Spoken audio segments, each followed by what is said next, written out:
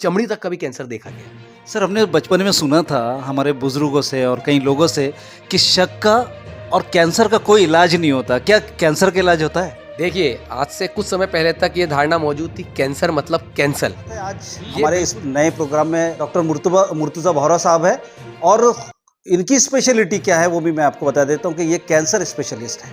Medical oncologist हूँ। Oncologist जैसे सभी जानते हैं, ऐसा डॉक्टर जो कैंसर रोग का विशेषज्ञ हो। और बोलना चाहूँगा, ये जो आपने इनिशिएटिव लिया है, ये बहुत सराहनीय ये इनिशिएटिव है। ऐसा हमने बहुत कम देखा है कि मतलब पेशेंटों को अवेयरनेस के लिए, बाकी तो मीडिया में बहुत न्यूज़ चलती रहती है बहुत चीज़ों के लिए, ठीक है वो अपनी जगह, लेकिन सेहत या हेल्थ सर्वोपरि। तो जो आपने इनिशिएटिव लिया कि किस तरह लोगों को हर बीमारी के बारे में, चाहे कैंसर हो या हार्ट डिजीज रिलेटेड, किडनी, सब आप उसका जो अवेयरनेस फैला रहे हैं, ये काफ़ी काबिल तारीफ है। मैं भी ज़रूर आप लोगों को धन्यवाद कहना चाहूँगा। एटलीस्ट पेशेंट में अवेयरनेस बढ़ रहा है, तो TNM24 इस बारे में ये अच्छा मुहिम चालू किया है और इसे कंटिन्यू रखा जाए।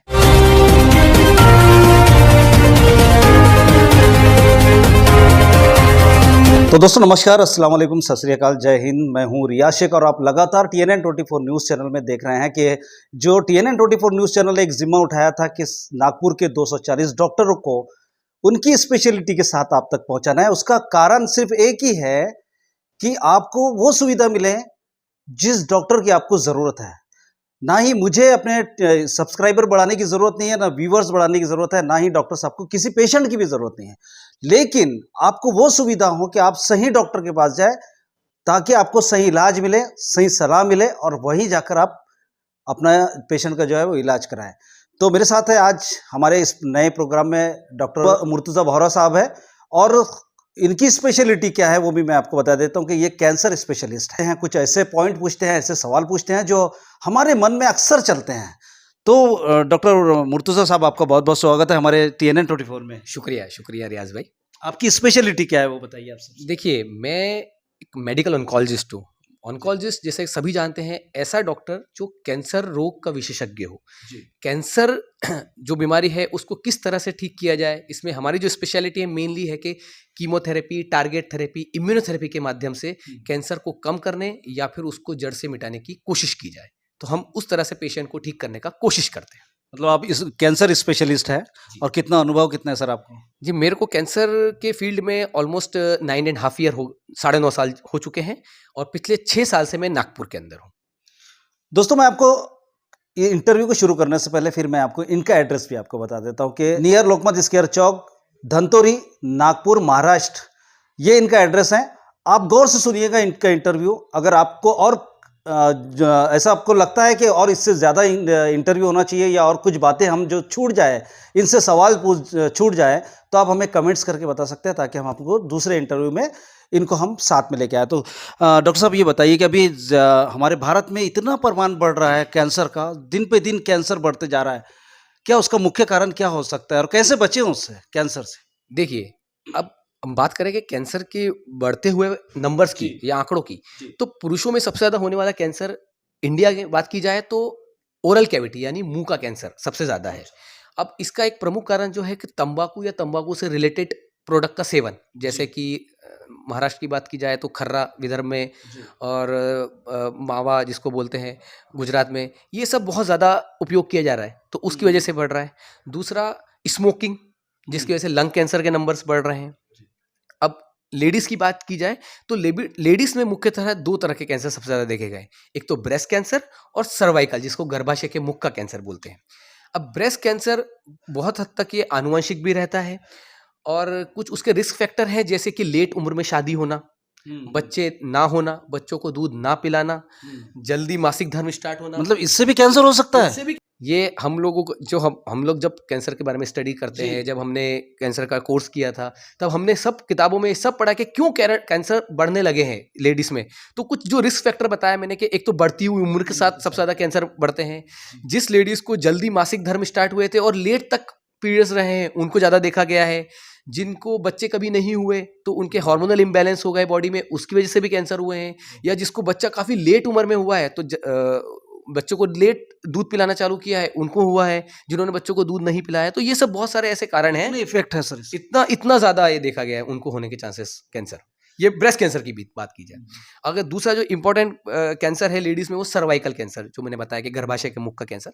अब वो है कि अनहाइजीनिक कंडीशन में रहने की वजह से, या फिर ज़्यादा बच्चों हैं, जिसको ज़्यादा बच्चे होते हैं उसको सर्वाइकल कैंसर हो सकता है। ये बहुत सारे कारण हैं। कितने प्रकार होते हैं सर, कैंसर के कितने प्रकार? कैंसर के तो बहुत ज़्यादा प्रकार होते हैं, जिसकी आप ऐसे लिस्ट आप ऐसे पूछेंगे तो बहुत डिफिकल्ट है। हेड से लेके टो तक, यानी हर बॉडी के हर ऑर्गन का कैंसर हो सकता है, चाहे वो जैसे मैंने बताया मुंह, गला, लंग्स, लिवर, किडनी, पेट, अंडाशय, ओवरी, गर्भाशय, इवन चमड़ी तक का भी कैंसर देखा गया है। सर, हमने बचपन में सुना था हमारे बुजुर्गों से और कई लोगों से कि शक्का और कैंसर का कोई इलाज नहीं होता। क्या कैंसर का इलाज होता है? देखिए, आज से कुछ समय पहले तक ये धारणा मौजूद थी, कैंसर मतलब कैंसल। ये बिल्कुल बात अभी चेंज हो गई। बिल्कुल।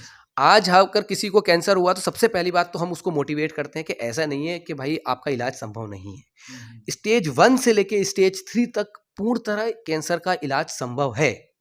खाली स्टेज 4 एक ऐसा स्टेज होता है जिसके अंदर हम जड़ से क्योर, अभी इस जमाने, अभी ये टाइम की बात की जाए तो अभी मतलब चांसेस है। स्टेज 4 में पूरा क्योर पॉसिबल नहीं है, लेकिन स्टेज 4 में भी कैंसर को ऐसा है कि उनकी ज़िंदगी लंबी की जाए, अच्छी ज़िंदगी दी जाए पेशेंट को, और क्वालिटी ऑफ लाइफ इंप्रूव की जाए। मतलब जो उसको सिम्टम्स हो रहे हैं कैंसर के, जैसे पेन हुआ या जो भी कैंसर से रिलेटेड तकलीफ है, वो कम की जाए। इससे पेशेंट का जीवन लंबा होता है और अच्छा जीवन जीता है। आजकल तो इतना इंप्रूवमेंट आ गया है कि हमने कई ऐसे पेशेंट्स भी देखे हैं जो ब्रेस्ट कैंसर के हमारे पास स्टेज 4 में आए हैं, और 4-4, 5-5 साल उनको सिर्फ गोलियों के भरोसे भी, टारगेट थेरेपी, इम्यूनोथेरेपी, ऐसी दवाइयाँ आजकल उपलब्ध है कि जिससे कम से कम साइड इफेक्ट के थ्रू अच्छा जीवन पेशेंट को सर, दिया पहला जाए। स्टेप क्या होता है कैंसर का? कैसे पता चलेगा कि यार ये कैंसर हुआ है इसका? देखिए, बॉडी के जो बाहर के ऑर्गन्स है उसमें तो हम फिर भी इजीली पता लगा सकते हैं। बॉडी के इंटरनल ऑर्गन्स में अर्ली स्टेज में पता लगाना काफ़ी डिफिकल्ट है। अब जैसे किसी को ज़बान में कोई छाला दिख रहा है जो कि बहुत लंबे समय से है, जा नहीं रहा है या बार बार आ जा रहा है, वो तंबाकू या उसका प्रोडक्ट भी खाता है, तो ऐसे को जल्द से जल्द डॉक्टर की सलाह लेनी चाहिए। उसका बायोप्सी, सीटी स्कैन, कई माध्यम से हम जल्दी अर्ली स्टेज में उसको पता लगा सकते हैं। अगर छोटी गांठ है तो उसको सर्जरी करके मतलब remove लापरवाही अगर किसी ने बढ़ता है तो वो थर्ड, फर्स्ट से सेकंड, थर्ड फिर स्टेज बढ़ता जाएगा। पहले हमेशा कैंसर स्टेज 1 में आता है, फिर 1 से 2 में जाएगा, 2 से 3 में जाएगा, फिर 4 में जाएगा। डायरेक्ट 1 से 4 में जाना डिफिकल्ट है। तो अगर किसी लेडीज को ब्रेस्ट में कोई भी गांठ महसूस हो रही है तो वो तुरंत डॉक्टर की सलाह ले कि ये क्या है, नॉर्मल निकले या फिर सादा गांठ निकले चलेगा, बट हाँ, जांच करके। अभी बिकॉज अभी अवेयरनेस थोड़ा बढ़ रहा है सोसाइटी में, नई नई तो मशीनें निकल गई, बिल्कुल, और लोग जल्दी जल्दी आ रहे हैं, हमारे पास इलाज भी संभव है। पहले एक जमाना था कि हमारे पास मैक्सिमम पेशेंट स्टेज 4 वाले आते थे, अभी ब्रेस्ट में काफी हद तक अर्ली स्टेज वाले पेशेंट भी आ रहे हैं। पहले ही कर लेते हैं जी, तो ये अपन को सबसे जरूरी क्या है, अवेयरनेस। अवेयरनेस अगर नहीं रहेगा तो हम उसको सादा गांठ मान के चलते रहेंगे, और वो बाद में बढ़ के लीवर में, लंग्स में या ब्रेन में फैल जाएगा, फिर आएंगे हमारे पास, तो हमारे पास सिर्फ एक ही उपाय रहेगा कि सिर्फ उनका जिंदगी लंबा कीजिए। स्टेज 1 से 3 में आएंगे तो हम उसको क्योर करने के हिसाब से जाएंगे।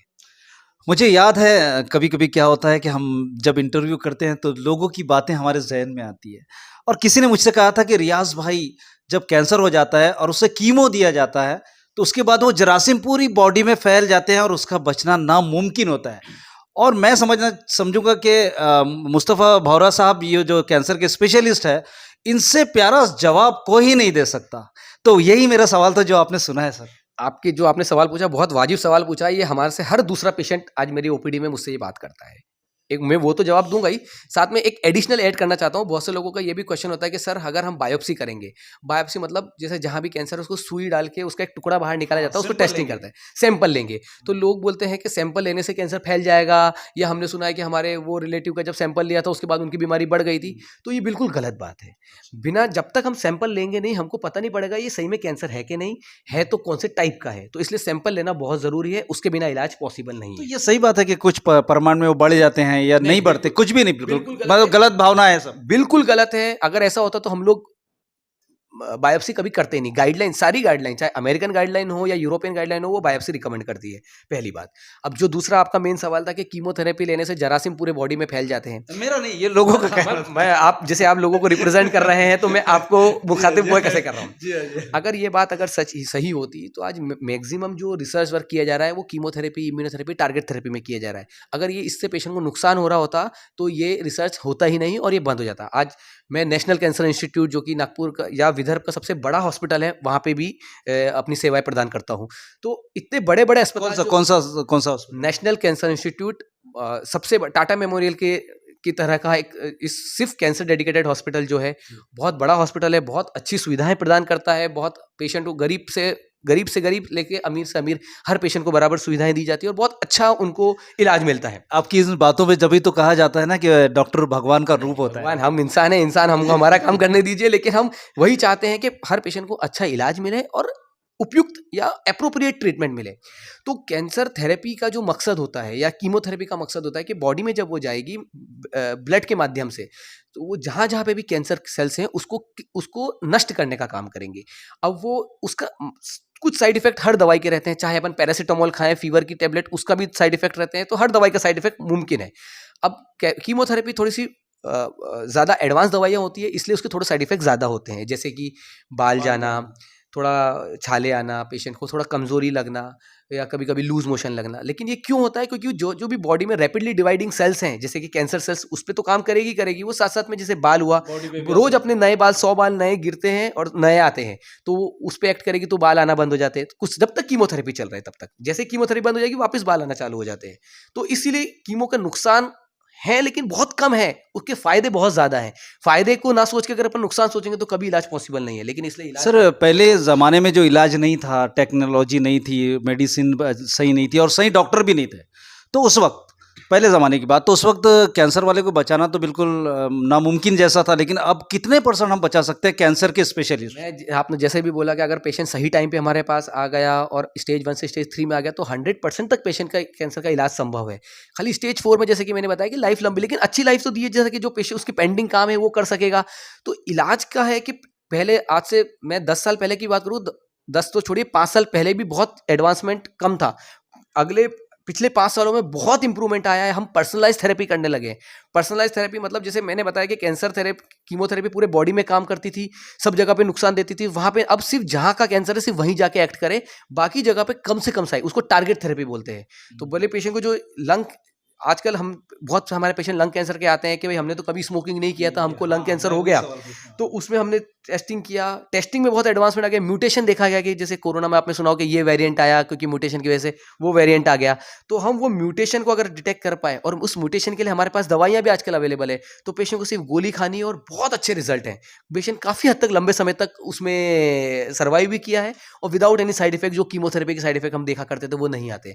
तो इसीलिए इलाज के साथ साथ टेस्ट भी बहुत जरूरी है, बिना बायोप्सी के possible डॉक्टर साहब, आपका मिलने का टाइम क्या है यहाँ का, या कहाँ आप, अगर पेशेंट को आपसे मिलना रहा, डायरेक्ट कांटेक्ट करना रहा, तो कैसे करें? उनका आपका एड्रेस भी बता दीजिएगा। और मैं पेशेंट जरूर आपको मेरा ईमेल आईडी भी दूंगा, हॉस्पिटल का एड्रेस भी दे देता हूँ, आप अपने डिस्क्रिप्शन में पेशेंट को दे सकते हैं। तो पेशेंट को उससे जो भी, जैसे भी पेशेंट को पता लगता है या किसी डॉक्टर का कोई सजेशन देता है कि उनको कैंसर की संभावना हो सकती है, तो ज़रूर आप अपना डायग्नोसिस और अपना इलाज ज़रूर कराएं। क्योंकि इलाज, जैसे बताया कि बचाव भी उपचार है, वो तो अपनी जगह पे बिल्कुल बराबर है। और कुछ हम पेशेंट को नसीहत भी देते हैं कि क्या क्या चीज़ें, अगर सपोज कैंसर नहीं निकला उसको, तो जो आदत है वो इस्तेमाल कर रहा है वो छोड़ दे, जिससे फ्यूचर में उसके होने के चांसेस ना हो या फिर हम उसको रोक सके। तो जरूर पेशेंट को, अपने को अवेयरनेस होना बहुत ज़रूरी है। दोस्तों, कैंसर होना मतलब खत्म, बिल्कुल आस नहीं छोड़ना चाहिए, क्योंकि जब तक, अब आजकल बहुत अच्छे अच्छे डॉक्टर है, जैसा आप देख रहे हैं स्क्रीन पर के ये माहिर डॉक्टर जो गोल्ड मेडलिस्ट है, ऐसे डॉक्टर पढ़ लिख कर, रात दिन पढ़ लिख कर, मेहनत कर कर आज वो जिस चेयर पे बैठे हैं और जिन पेशेंटों को इलाज कर रहे हैं, वो वाकई में वो काबिल तारीफ है। तो दोस्तों, इसी तरह अगर डॉक्टर साहब से मिलना हो, नंबर सेंड कर दूंगा, आप इनसे डायरेक्ट संपर्क कर सकते हैं। और जो लोग अभी हमारे TNN24 न्यूज़ चैनल पर नए हैं तो वो लाइक शेयर सब्सक्राइब कर ले और तैयार हो जाएं। नागपुर के 240 में से बड़े डॉक्टर आपको हमारे TNN24 न्यूज़ चैनल के स्क्रीन पे मिलने वाले ही नहीं, बल्कि आपको गाइडलाइंस भी वो देने वाले हैं कि आपको कौन से डॉक्टर से कैसा इलाज कराया जाए। तो आगे भी बने रहिए मेरे साथ और देखते रहिए TNN24 न्यूज़। मैं और बोलना चाहूँगा, ये जो आपने इनिशिएटिव लिया है ये बहुत सराहनीय इनिशिएटिव है। ऐसा हमने बहुत कम देखा है कि मतलब पेशेंटों को अवेयरनेस के लिए, बाकी तो मीडिया में बहुत न्यूज़ चलती रहती है बहुत चीज़ों के लिए, ठीक है वो अपनी जगह, लेकिन सेहत या हेल्थ सर्वोपरि, उससे ऊपर कुछ नहीं। चाहे आप करोड़पति भी क्यों ना हो, अगर आपकी हेल्थ बराबर नहीं है तो वो पैसा किसी काम का नहीं। तो जो आपने इनिशिएटिव लिया कि किस तरह लोगों को हर बीमारी के बारे में, चाहे कैंसर हो या हार्ट डिजीज रिलेटेड, किडनी, सब आप उसका जो अवेयरनेस फैला रहे हैं, ये काफ़ी काबिल तारीफ है। इसका मैं भी ज़रूर आप लोगों को धन्यवाद कहना चाहूँगा कि एटलीस्ट पेशेंट में अवेयरनेस बढ़ रहा है, तो TNM24 इस बारे में ये अच्छा मुहिम चालू किया है और इसे कंटिन्यू रखा जाए। बहुत बहुत शुक्रिया।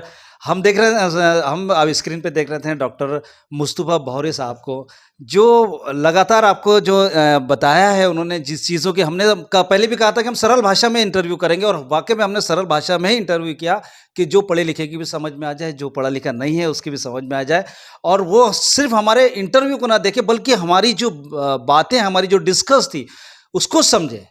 तो दोस्तों आगे भी बने रहिए फिर मेरे साथ देखने के लिए TNM24 न्यूज़ पर रियाज शेख के साथ।